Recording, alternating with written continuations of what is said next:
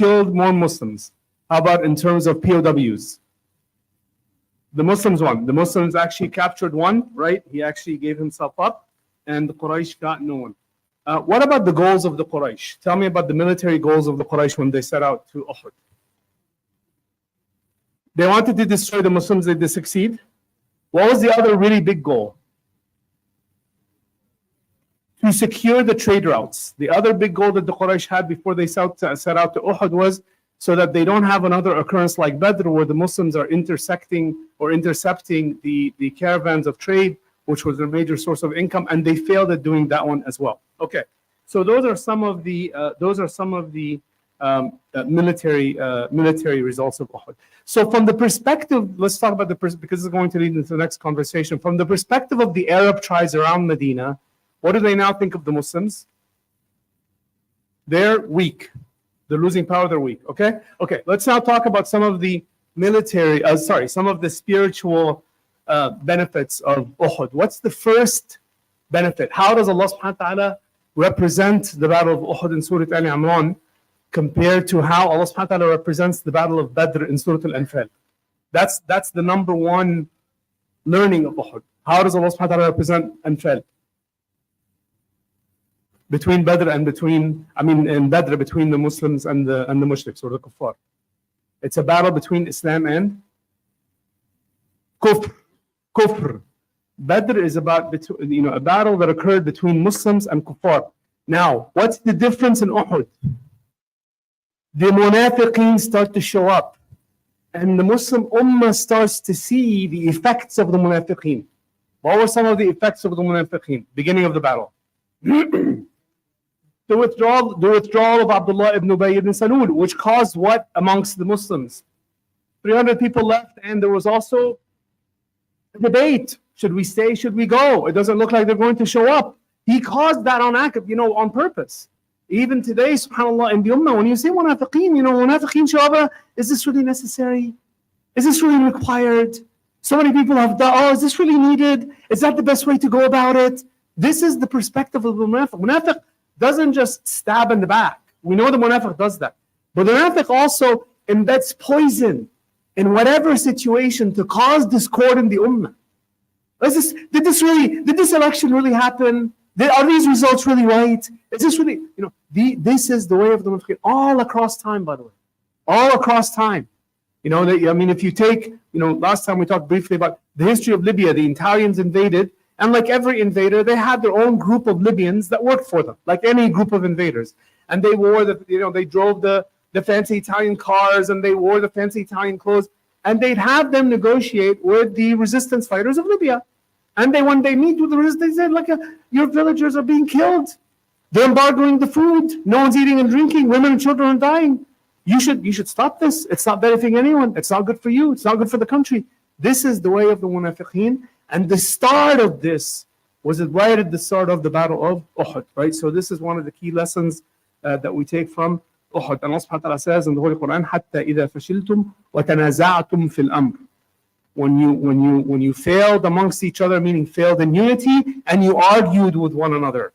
And the argument was specifically about, is this battle going to happen? And who said, stand your positions? Who was it that said that? The messenger. Allah subhanahu wa ta'ala has, the Prophet sallallahu alaihi wasallam, stand your positions, right? He said to the archers, go on top of the mountain. So this is one of the key things we learn about Uhud. Okay.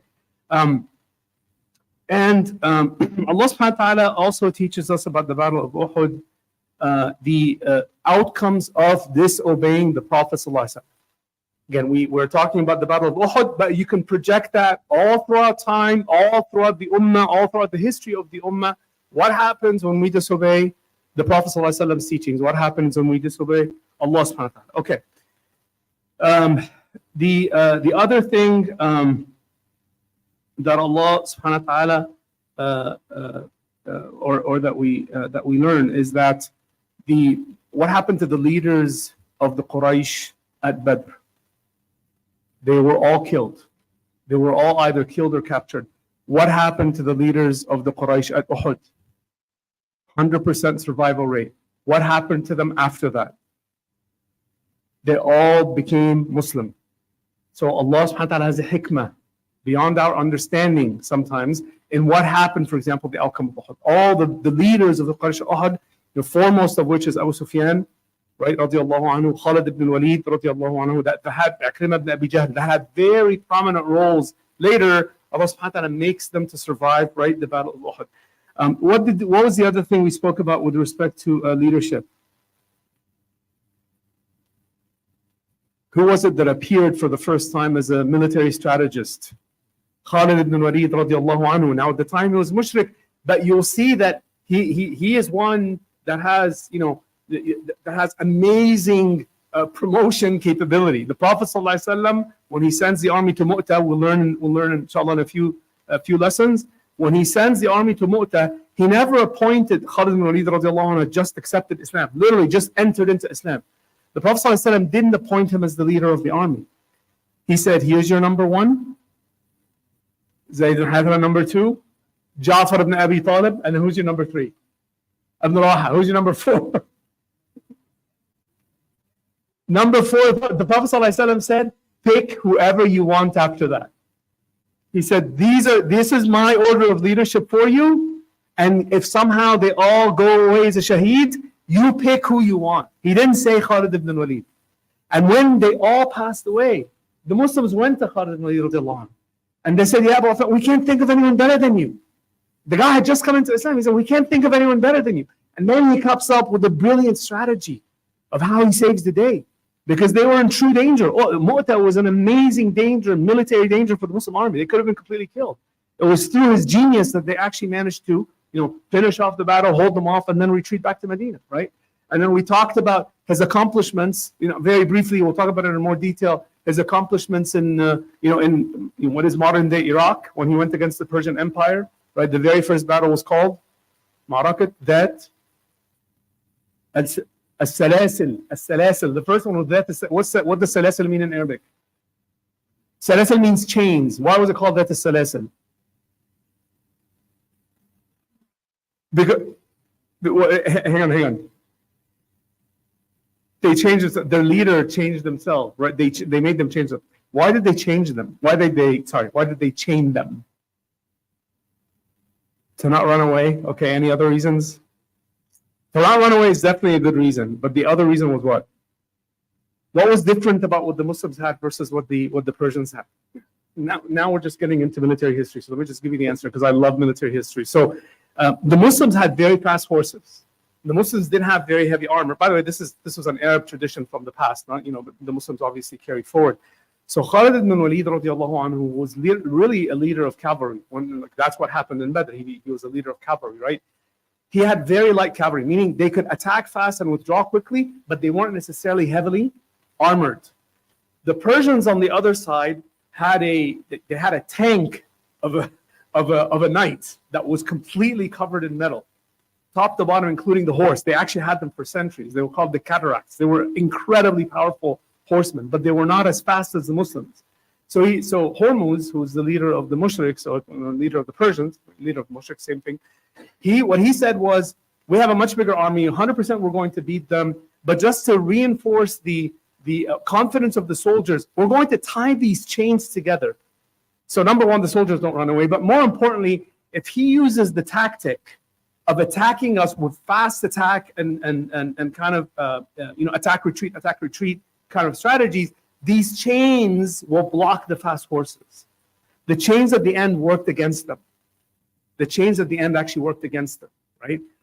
So anyway, Sayyidina Khalid ibn Walid radiallahu anhu basically smashes through 5 different Persian armies that are lined up against Al-Furat, the river of Al-Furat, until he gets to the very top of Al-Furat, at which time he's commanded to switch over to Syria.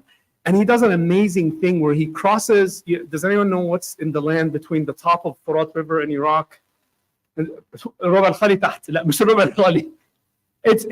basically desert. It's like a Rub al-Khali. It's basically pure desert. Rub al-Khali that the brother's talking about is in the bottom. It's in southern Saudi Arabia today. What? Rub al-Khali is UAE. Okay. But he was in the north, right? So he crosses diagonally. If you know the map, he crosses diagonally into Syria. So Sayyidina Khalid takes his men when he gets the order. The normal thing to have done would have been to do what? He wants to go south then towards Medina or Mecca, then head north. This was the routes that they had. They didn't have a route from the top of Iraq that crosses into Syria. Are you following the map? He didn't do that. He just said, we're crossing the desert. We're crossing the desert as fast as we can.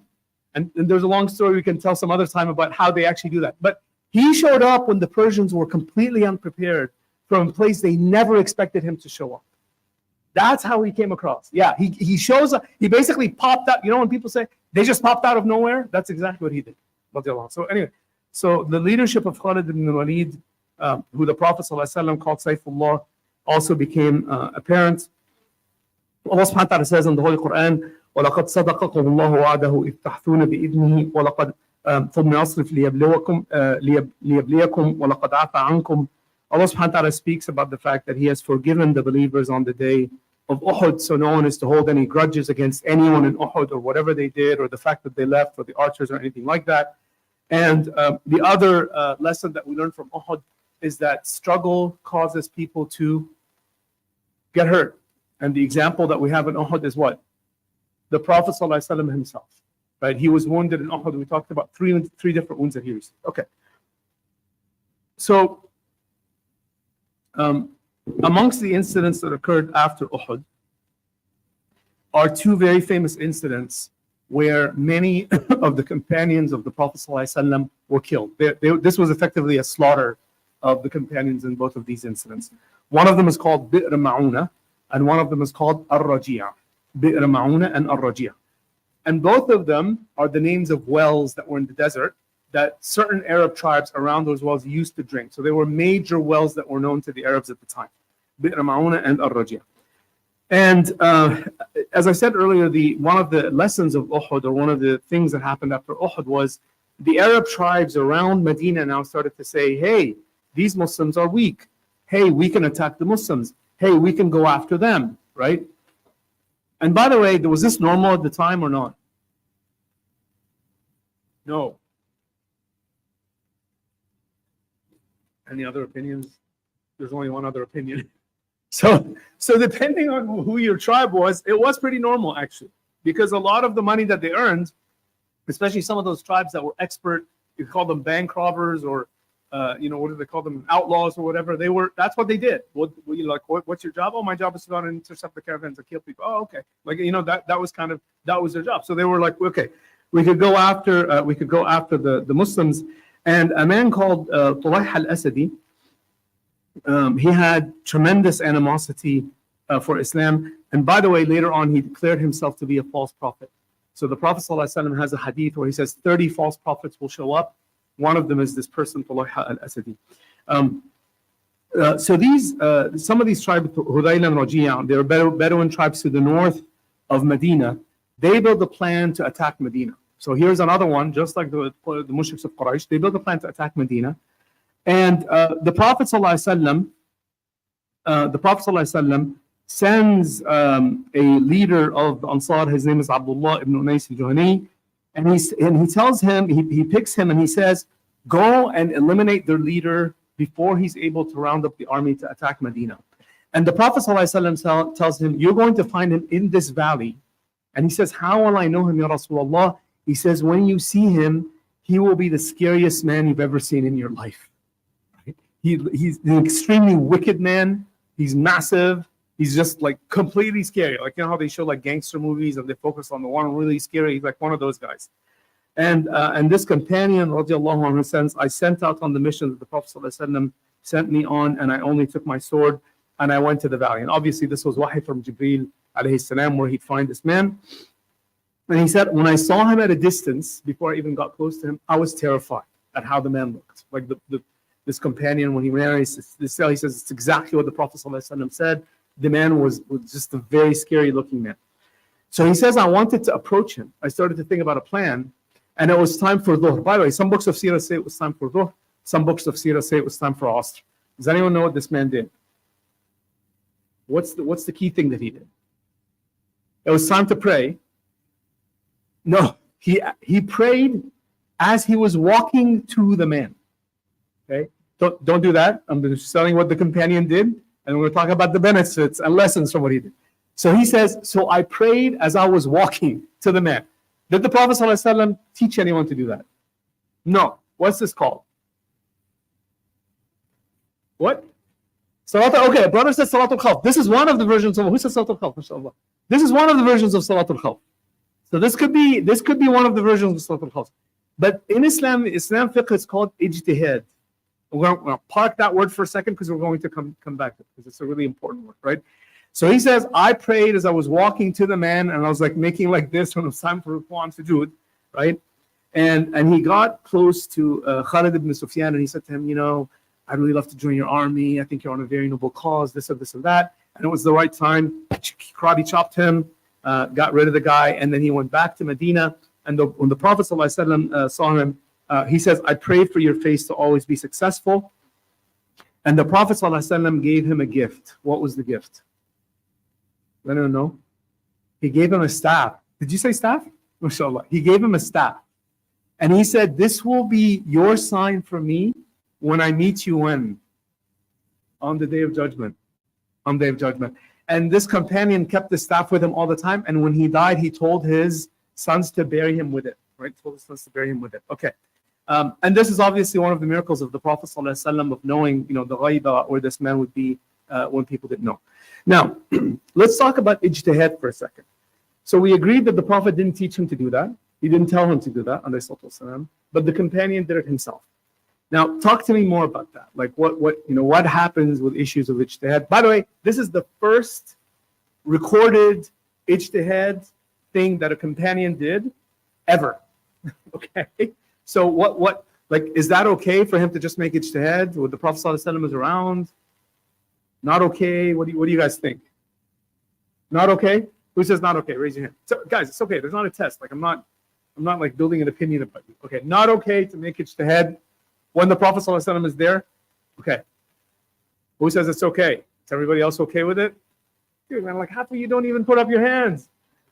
So it was okay to make ijtihad from the companions, even when the Prophet ﷺ was there. And the Prophet ﷺ would either affirm the ijtihad or say you made the wrong ijtihad. And the hadith of the Prophet ﷺ says, the one that makes ijtihad gets to reward. You know, the one that tries to give an opinion gets around. Don't go and give 50 opinions about things, right? But Prophet ﷺ says you get a reward if you get it right, and you get a reward for your attempt if you get it wrong, right? So this man made this ijtihad. Who else made an ijtihad at the time of the Prophet ﷺ when the Prophet didn't tell him? Does anyone know the famous story of Ammar ibn Yasir and the fact that he was junub? Anyone know that story? Yeah. So Ammar ibn Yasir, he slept with the companions one day, like they were out on an expedition, and he got up and he was junub. And he told them, well, the Prophet ﷺ taught us to make wudu if you don't have water, you know, from the sand. He said, well, you know, the equivalent of that for me when I have janaba is to roll in the sand. So he rolls himself in the sand, right? And he says, okay. Then when they go back to Medina, they check with the Prophet ﷺ. What did the Prophet ﷺ say? Yeah, he smiled and he said, good job, you didn't have to do all of that. You could have just made the regular tayammum. You could have made the regular tayammum and it would have still counted for you. So the Prophet ﷺ never blamed them. He never blamed them. We also learned, for example, after Ghazwat al-Ahzab, when they went to the Bani Qurayda, right? The Prophet ﷺ says, no one pray Asr until you get to Bani Qurayda. So what happened with the companions? What was the different opinion? That some people said, well, Asr's on the way. The Prophet ﷺ meant get to Bani Qurayda quickly, but don't miss your Asr prayer, so we're going to stop and pray. Others said, no. The Prophet ﷺ said, only pray Asr in Bani Qurayda. So even though Asr time is going to pass, we're going to let it pass and do exactly what the Prophet ﷺ said. What did he do at the end? He said both are right. He said both are right. So these issues come up. Now, the ummah, this is just like the broad ummah from the time of the Sahaba and the Prophet ﷺ until modern day times. What happened at a certain point in time? No, but besides that, what happened with ijtihad specifically, this issue of ijtihad? I just want to talk about that a little bit. It stopped. Who said that? It stopped. It stopped. When the ummah actually really became stagnant is when the ummah stopped making ijtihad. And there's like hundreds of years of example of that, up to and including things like, you know, when one of the khulafa of the Ottoman Empire said the Europeans have discovered this invention called ink and printers. Why don't we print books? And so I said, no, That's not our tradition. Our tradition is a tradition of only memorization. This book thing is a loser idea. We're not going to do that. You understand? So there's a point in time where truly ijtihad, I'm not faulting anybody, ijtihad stopped. Truly, it stopped at the Ummah. When the French invaded Egypt, this is very famous if you go back even to Egyptian history, and they showed up with ships and cannons, things that the Muslims had never seen. They're like, where did these things come from? Where did these things come from, right? And so all this issue, and it started to revive early 19th century, honestly. Like the Ummah came back to issues like today, for example, how do you explain, I don't know, artificial insemination? So by the way, the Ummah became stagnant because the ulama said what? Why did it become stagnant? What was the opinion of the ulama of the time? We've solved all the issues. That's exactly right. We've solved all the issues. There's no potential issue that can come up that's new that we don't already have an opinion for, which was exactly the wrong thing to say, right? And it will continue, by the way. This will continue. So afterwards, when I started to get together, I'm like, no, there's things that we truly haven't solved for that still keep coming up. Either we leave the community completely lost or backward, or we help them. Right? Very famous example of this. Anyone know Sheikh Qaradawi? Has anyone heard of Sheikh Qaradawi? Is infamous for, in a masterful way. He came and it's not just Qaradawi, he's a recent, but there's other people before him that also embedded ijtihad, right? So you have very classical thinking and you have ijtihad thinking. Is there anything wrong with either?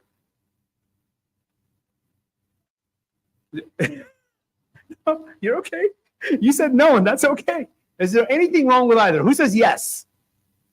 Who says no? Maybe it depends. Okay, so maybe it depends is probably a good qualification. But in general, the answer is honestly no. There shouldn't be, no one should fault anyone for saying, I'm a classical-minded guy. Here's how I think about things. This is how it should be done. Versus someone that has an ijtihad about an issue. The key thing as an ummah, and I'm not here to give opinions. The key thing about the ummah is we ought not to adopt everything that comes at us from Western civilization and artificial intelligence, open-heartedly and say everything is now halal because they did it, it must be good. And at the same time, we must not lock our brains into things where, this was, and you had people that offered these opinions. You had some people that showed up in the 60s and the 50s in Egypt that were like, the opinions of Islam about these things only apply to, the tribal era of the time of the Prophet ﷺ. It doesn't apply to us now. So these are loser opinions. You understand? So the real thing is how the ulama, this is ulama, this isn't like us, this how the ulama keep up to date with what's going on and offer valid opinions about things that we have, right? So this is just the key thing that I wanted to talk about with respect to Islam. And otherwise, we always say that Islam is valid for all time and place. It wouldn't be valid for all time. If you couldn't offer a fatwa on ChatGPT, how are you valid for all time and place? Okay, so the tribe of Hudayl now that was with this guy that got assassinated, they decided to seek revenge, and they decided to set up a trap for the believers. So they went to the Prophet ﷺ in Medina, the tribes of this man, and they said to him, we want to enter into Islam and we want you to send some teachers over to teach us Quran, to teach us fiqh, to teach us hadith. So 7 to 10 people volunteered under a companion called Asim ibn Thabit radiallahu anhu, and they were ambushed by a group of these warriors at this well.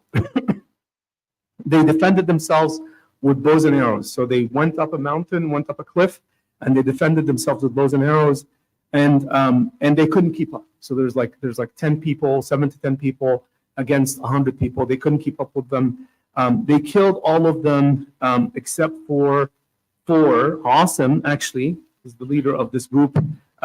He had killed the husband of a woman called Sulafa bint Sa'd in the Battle of Uhud, and she wanted to seek revenge for her husband. And she said, "I'm only going to be calm when I drink wine from his skull." And he knew this. Asim knew this. So Asim radiallahu anhu, she did 2 things. She said, I'm going to drink wine from his skull, and whoever kills him will get 100 camels reward, which was a huge amount of money. And he didn't surrender, and he kept fighting. And he made a dua to Allah subhanahu wa ta'ala. Number 1, inform the Prophet ﷺ about us, meaning about this group of 7 to 10 people. What happened with them? And number two, he says, as I protected your deen, Ya Allah, protect my body after I die, because he knew what this woman Sulaifa wanted to do with him, and he knew he was about to become a shaheed. He eventually died. And when he died and they tried to approach him, now he was wanted dead or alive, you understand, by this woman, and she had a massive reward. So they all wanted to get his body. They all wanted to get the body of this companion, radiallahu anhu. And every time they go after him, a wasp group would come and sting their faces. They couldn't get close to the body of Asim ibn Thabit radiallahu anhu. So they discussed amongst each other, and they said, we're going to wait until it's nighttime, because the wasps go away at night, and we're going to get him then. And at nighttime, a river comes out of nowhere, washes up the body of Asim ibn Thabit radiallahu anhu, up the mountain, and buries him in a place that no one can find. Today, his burial place is not known. This was the protection that Allah subhanahu wa ta'ala offered him as he dies as a shaheed. So 3 people are left from the 10 that were sent, and they tell them, these mushriks of these tribes tell them, look, surrender and we're going to offer you aman. We're going to offer you protection. We're not going to kill you.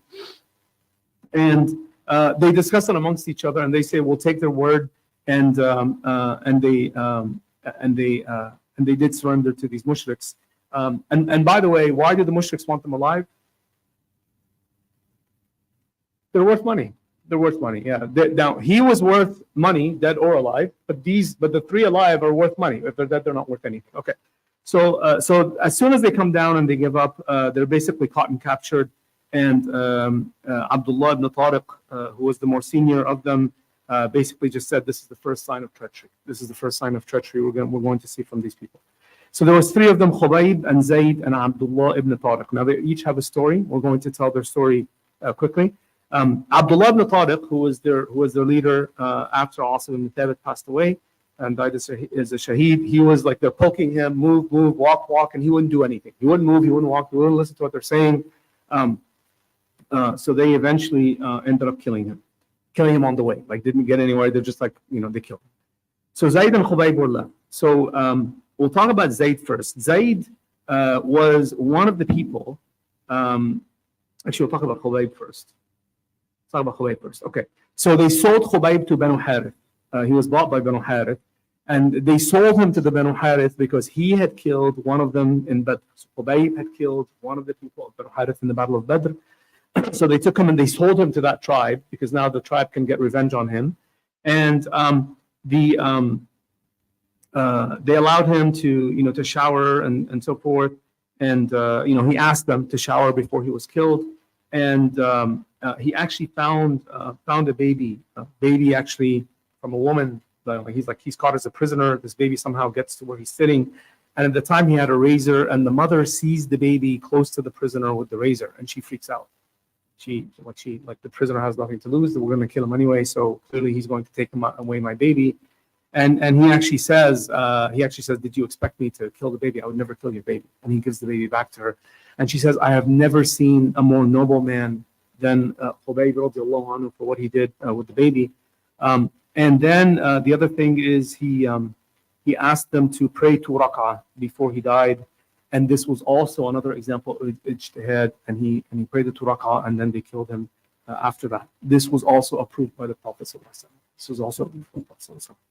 Okay, Zayd radiallahu anhu, he has a story also in Badr, where, remember the killing of Umayyah ibn Khalaf, big fat guy that used to torture Bilal radiallahu anhu, right?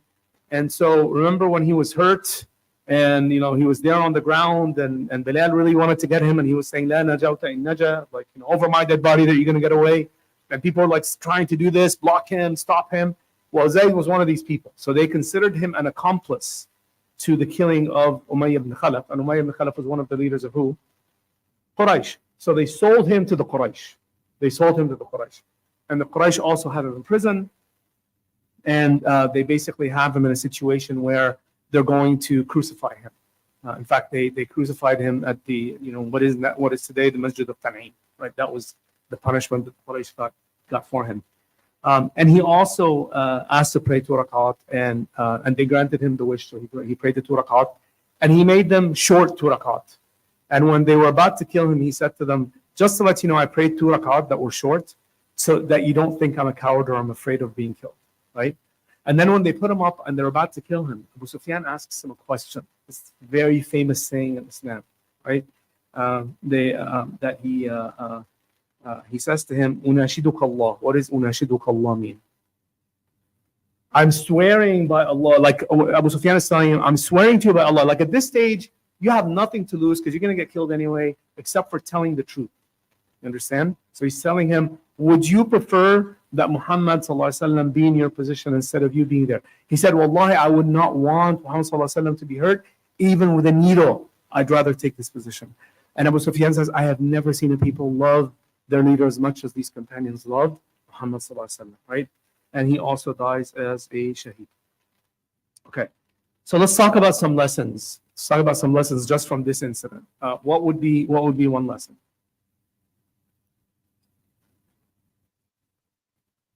Don't do what?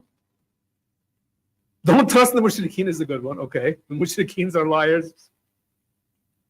Okay, the first one that the fuqaha get is that suicide, of course, we know in Islam is haram. If someone surrenders to the enemy knowing that the enemy is going to kill them, or try to do something where they feel like there's no hope, that is not considered suicide in Islam. They didn't do that to themselves. In other words, you try to escape or run away or disobey what they're saying, right? So this is not considered suicide for him. The other really big lesson is what's called a karama. Karama. What is a karama called? What does a karama mean? Karama means dignity. Karama in this context means what? What did you say? Karama is a miracle or a gift that happens to someone that is not a messenger. So when a messenger has a superpower, what is that called? Mu'jiza, a miracle. A karama is something that someone special gets out of the protection of Allah subhanahu wa ta'ala without it being a miracle because they're not a messenger. By the way, this has happened again all throughout time, right? And the example is the companion that was protected from, this woman that wanted to kill him and take his head and so forth. He was protected through the karama. These wasps that came out in the river that comes and takes his body, this was all from the protection of Allah subhanahu wa ta'ala. So these are some karama. By the way, the other one is the Khubayb, who was captured and killed, and the baby went to him. The mother of the baby says about him, when I saw him, wherever she saw him, and he was alone as a prisoner, I saw him eating, fill in the blank, he was eating grapes. She says, I saw him eating grapes. Mecca had no grapes. So Mecca this was not the season of grapes. So she says, I saw him eating grapes where he was.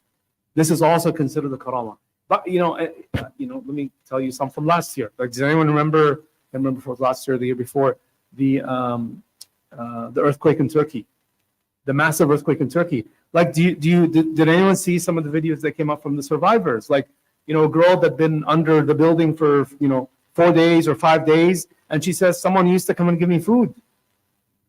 These are karamats. Karamats still happen, right? Okay. So these are called karamat. Okay.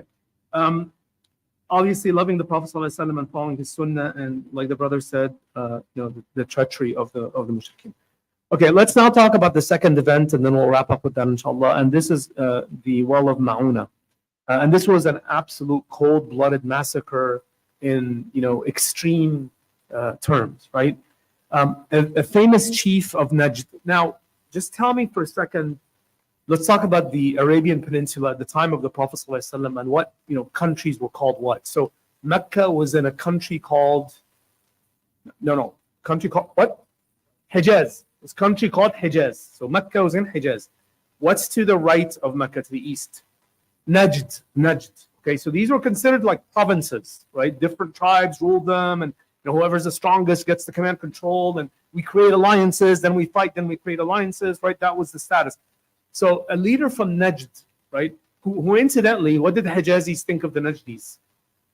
Funnily enough, until today, but anyway, what did the Hijazis think of the Najdis? They're backwards and they're uncouth and they don't understand. They don't have manners. They don't have the Hijazis made fun of the Najdis, right? Anyone here from Saudi? I don't want to offend anyone. Okay, so anyway, forget that. Scratch that last part. Anyway, so the Najdis, a leader of the Najdis called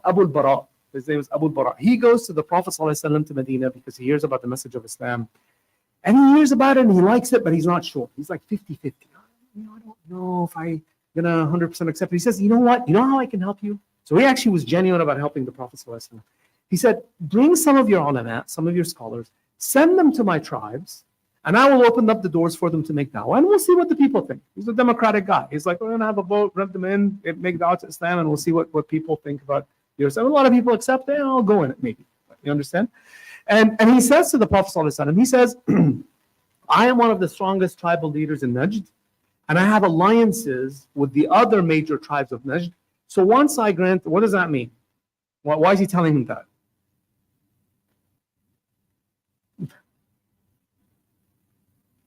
MashaAllah. So because if he grants them protection, he automatically has granted them protection inherited to the other tribes. You understand? So tribe A and tribe B has an alliance.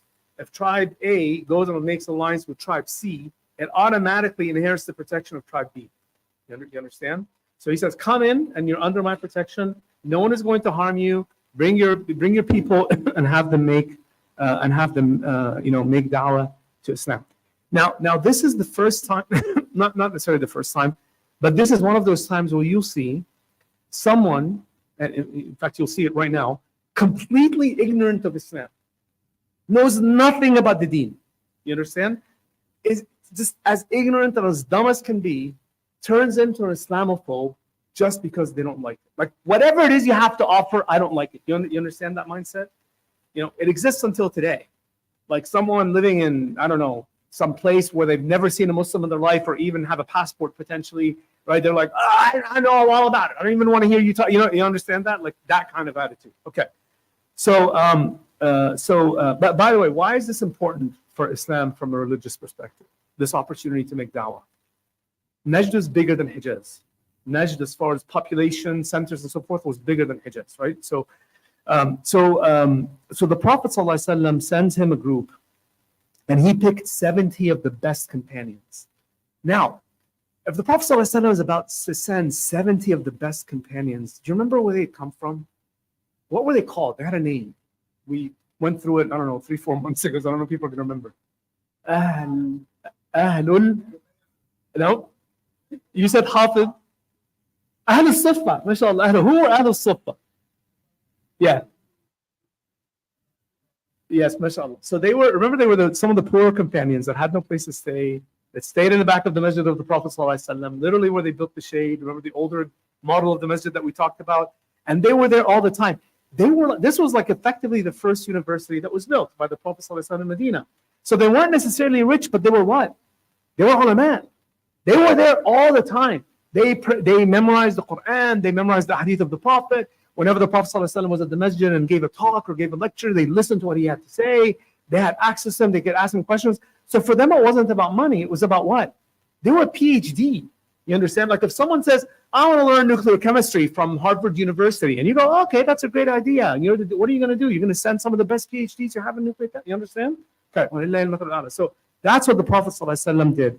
So these people were known for really two things. You already said one, which is easy, which is they were known for their Quran and their knowledge, known for their beautiful recitations. One of the people that went, by the way, was the uncle of Anas ibn Malik, and he also became a shaheed. What was the other thing they were known for? It was an action that they took of sadaqah. It was the only action they could take of sadaqah because they really had no wealth. They used to fill the buckets of the Ansar at nighttime. So every house, like they don't have a plumbing system like we have. So you don't wake up in the morning and wash your face the same way that we do. So what would they have outside the house? They would have buckets. And every morning, someone would go out to the well and fill it up with water, and people use the water throughout the day. They could drink, they could wash, they could do this, they could do that. And they would go around the houses of the Ansar at night while the Ansar were asleep, and they would take the buckets and fill them up for them so that the next day they would find the water. Okay. So that was the other thing that they were known for. So 70, and 70 obviously is a big number, like even for the Prophet ﷺ said 70 of them. When they go to the well, they send a letter to a hater of Islam. So this was now the primary Islamophobe at the time. Think of the worst person you can think of Najd, and his name is Amir ibn Tufayl. Amir ibn Tufayl, this Islamophobe, previously had communications with the Prophet ﷺ, And he told him, I'm going to accept Islam only if I get a benefit from accepting your Islam. And he said, I'm going to accept it on one of two conditions. What's condition number one? You can run the cities of Najd, and I will run all the villages of Najd. Right? And when you die, I become your next in line. So you say, when you die, he's my next guy. Right? So obviously this person understands nothing about Islam. You understand? And all about worldly life, and he thinks of him as a king and all this stuff. And obviously the Prophet ﷺ rejected. So his hatred now is extremely developed, and he sees this as an opportunity to take revenge on these companions. The Prophet, so Haram ibn Milhan now is the companion who takes the letter to Tufayl. So he takes the letter to this Islamophobe leader. Haram ibn Milhan is the name of the companion. And when he goes to see him, he effectively gives the code to the guards to kill this man. He gives the code to the guards to kill this companion, radiallahu anhu. And obviously, you don't kill a companion because he is a messenger, and he also has a letter of protection, and also because the other Arab leader said, protecting you, and these guys are my allies. So the last thing you'd expect is this kind of betrayal. Like, this is just betrayal upon betrayal upon betrayal, right? And they stab him and they kill him. And what does he say as he's dying? MashaAllah alayk. Fustu wa Rabbil Kaaba. Fustu wa Rabbil Kaaba. So as soon as they stab him with a spear, he knows he's going to die. What does he say? I have won by the Lord of the Kaaba. So in the books of Sirah, it says one of the guards of this Amr ibn Tufayl hears what he has to say, and he's super intrigued and amazed by it. Like, what did you just win? What are you talking about? What winning did you just have? And he actually finds out, and he later on accepts Islam. So this is one of the guards that was there at the time. Amr ibn Tufayl now is in a bit of a bind. Incidentally, this whole situation I'm talking to you about later on causes a civil war in Najd because of the fact that one had an agreement and the other disagreed, and the Prophet ﷺ had the protection of these companions, and this is just genocide at its best, right? He now knows he has to kill the rest. So he starts to send emissaries. So remember, the other companions are waiting by the well. They send this man to first, they have a visa to pass, and they effectively get killed at the airport. You understand what that's like? Like they shoot him at the airport. That's what happened. So he now sends emissaries to the rest of the tribe saying, go after these guys that are left by the well. They all disagree except for 3 tribes. So they all say, no, we're going to honor the agreement that was made to Muhammad ﷺ in Medina, because that's the honor that we had. But 3 tribes agree, and they go after these companions. And they're called Usayya, Ra'al, and Dhakwan. Anyway, they agreed, and they attacked the companions with about 500 men. And they killed all of them, but 3 men survived. One of the first one that survived, that was in the incident itself, his name is Ka'b ibn Zayd. And the reason he survived is he was one of the first to get hit. And they all, the rest of the companions fell on top of him. And so they thought he was dead when he wasn't dead. And he later makes it back to Medina. By the way, this Ka'b ibn Zayd that survived Ma'una becomes a shaheed later on in the Battle of Khandaq. So he's one of the shuhada of the Battle of Khandaq. Okay. The other 2 were not actually there when it happened. They were out getting something. Like they were sent on some other thing that they were buying. And as they come back to where they saw the companions, they see vultures around where the companions were, which means there's death in the area, and that's what the vultures are feasting on, right? And so when they see that, one is called Amr, and one is called Al-Mundhir, by the way. Amr is a Muhajir, and Al-Mundhir is an Ansari. So you have an Ansari and you have a Muhajir. So Amr has the opinion of, let's go back to Medina and tell the Prophet ﷺ what just happened, right? And Mundhir says, no, I'm not going to give up Shahad. All these companions passed away. Why should I be free? I want to claim the same honor that they've just claimed, right? So I want to go as a Shaheed. I don't want to go back as a storyteller. So they both decide to go back. So the Ansari convinces the Muhajir to go back and fight 500 men that are there.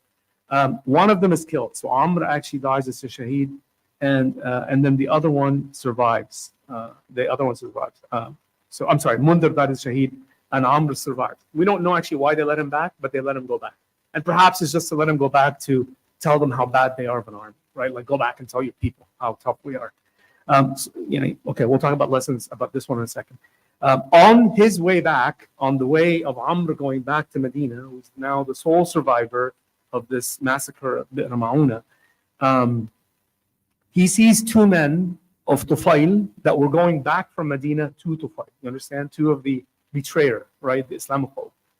And the Prophet ﷺ has offered them protection. And they're carrying the letter. And he doesn't know that. And he attacks them and he kills them. Right? So he attacks them and he kills the two men that belong to Tufail. You understand? Like, think of yourself in that situation, dude. You just killed 70 of my companions. Like, you think I'm going to let you go away? Right? So he kills the two men and he doesn't know.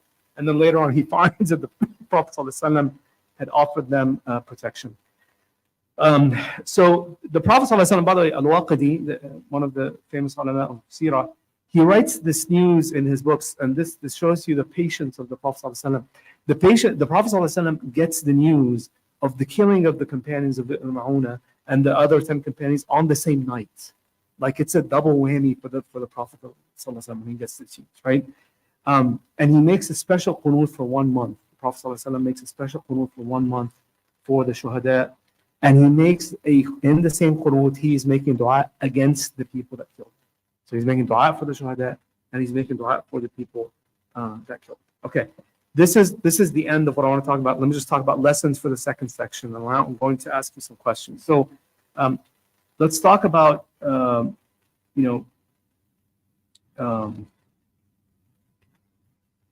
let's talk about da'wah for a second. What does that teach you about da'wah? Like, is da'wah important to this Islam? Calling others to Islam? No, 100%. The companions went all the time. They'd raise their hands. And I just want to contrast that with us today living here. Like, how does this apply? Sometimes we get invitations from like churches and synagogues and this and this and that. Like, how many people decide to go? Right? How many people actually have the willingness to go? How many are like, oh, no, brother, I'm really not good at that. We have to change that in ourselves. Because you honestly only get good by doing it. This is a little bit like math. There's no such thing as reading a book about math and you become a genius. How do you get good at math? To solve the problems, you have to practice, right? So da'wah is the same thing. And this is an extreme example of da'wah. Like, inshallah, none of this is going to happen to anyone. You're going to show up at a church and they're going to like surround at the well. But like this is an example where the companions of Allah knew the importance of da'wah fi sabilillah, and they wanted to do it. So that takes sacrifice. We talked about Islamophobes enough on that, but that they're always going to exist, these Islamophobes, all throughout time. We're going to talk about the karamat we talked about of these companions. Let's talk about qunut that the Prophet ﷺ does. What's the sunnah of qunut? Is it fajr or is it like what? Like, does anyone know when qunut should be done?